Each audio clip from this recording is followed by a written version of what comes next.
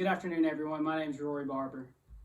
Today I'll be discussing a selected topic in leadership.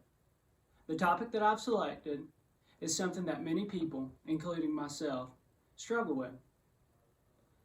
I've chosen delegation because it is a beneficial part of being an effective leader. You're probably wondering why I'm holding this bottle of honey in my hand.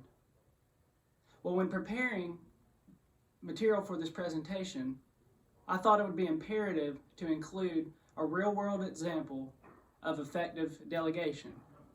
Now, I could have just taken a story from a successful CEO or somewhere in the corporate world where delegation was used effectively, but I wanted to go out and think outside the box a little bit. Honey is something that most people have on their breakfast table, and it may be overlooked. But what honey is the product of a very intense natural delegation process. This honey is the product of the work of thousands of bees in a hive. Each bee is assigned a task, and it executes that task to produce the final product, which is honey. For example, you have a queen whose main purpose is to reproduce brood. You have bees that tend to the brood and also the queen. You have bees that go out and forage food and bring back pollen to make the honey. And you also have bees that main purpose is to stay inside, make the comb, and also defend the hive. All this work of the thousands of bees who have delegated tasks to them naturally result in this product right here. And I don't think there's any better natural delegation process in the world. The objective of this briefing is for each listener to understand how to delegate effectively without losing control. My main points for today are: identify the 4 criteria when delegating, identify the benefits for leaders and followers when they delegate effectively, and also identify barriers of delegation that must be overcome. Peter Land defines delegation as the leader having a clear understanding with a subordinate that the subordinate has the power to make decisions and to act within explicit limits without checking with the leader first. There are 3 key elements that must be present to have an effective delegation. 1 is a clear assignment of goals, duties, and expectations. Secondly, there must be a granting and accepting of authority. Thirdly, there must be a creation of commitment. And all these elements must be present for there to be an effective delegation. There are 4 criteria for delegation. The first being that the employee must have the appropriate skills.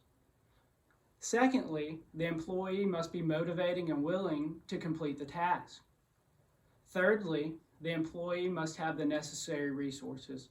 The necessary resources include money, funding, tools, or whatever they need to complete that task in a timely manner. Finally, the employee must have the guidance of a timely feedback system to ensure that standards are met. This means that the leader has to take a proactive role in the delegation process. They must offer their guidance and feedback to make sure that the task is being completed as necessary. There are numerous benefits of delegation. One of the main benefits for the leader is that it frees up the time to focus on other projects. It also fosters trust between the leader and the follower. It also expands employees' understanding of the delegation process, so they're more willing to accept delegated tasks further down the road.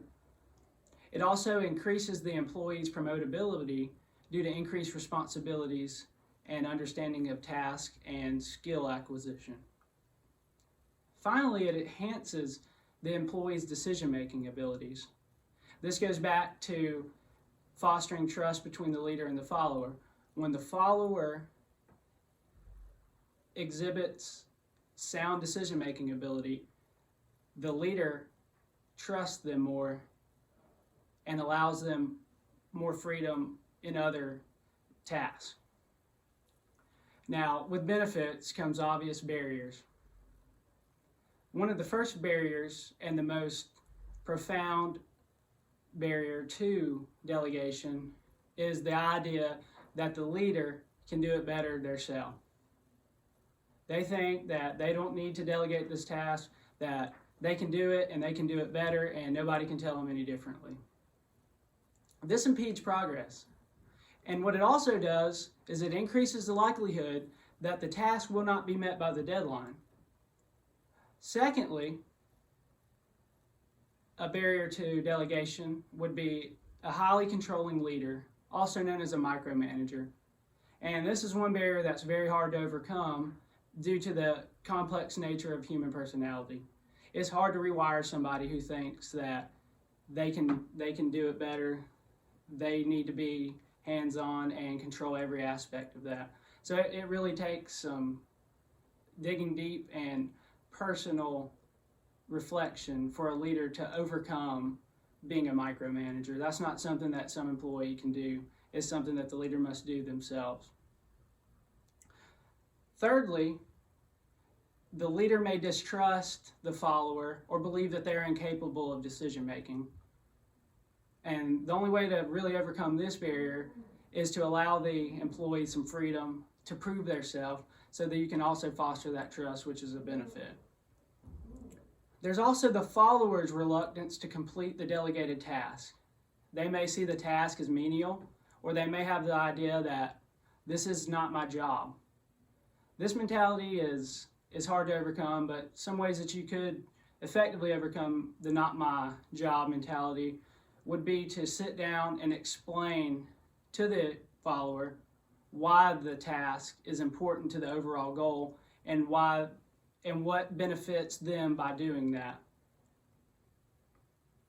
In conclusion, I hope that you can use this presentation to become a better delegator. But you must ensure that you maintain the 4 key criteria. You must know and understand the benefits for both the leader and the follower. And you must be able to identify the barriers and use what you've learned to overcome those barriers. I would like to thank each of you for your time, and I hope that you can take just a little bit or a lot and use this as a building block to make yourself a better delegator and a better leader. And I would like to leave on this note and a quote from late President Harry S. Truman. "It is amazing what you can accomplish if you do not care who gets the credit." Thank you and have a great day.